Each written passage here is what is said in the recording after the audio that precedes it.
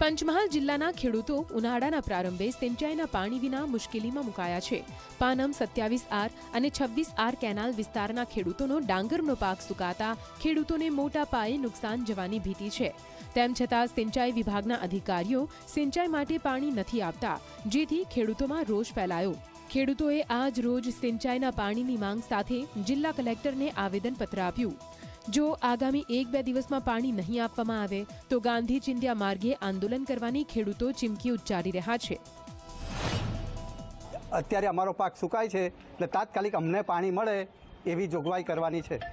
અત્યારે વેલવડ, પડિયાર, કાકણપુર, પીપળિયા, પાછલા વિસ્તારમાં ઓડિદ્રા એ બધા વિસ્તારમાં પાણી બિલકુલ મળતું નથી। હાલમાં બાજરી અને ડાંગરનો પાક છે, પરંતુ પાણી ન આવવાથી સદંતર પાક નિષ્ફળ થાય તેમ છે।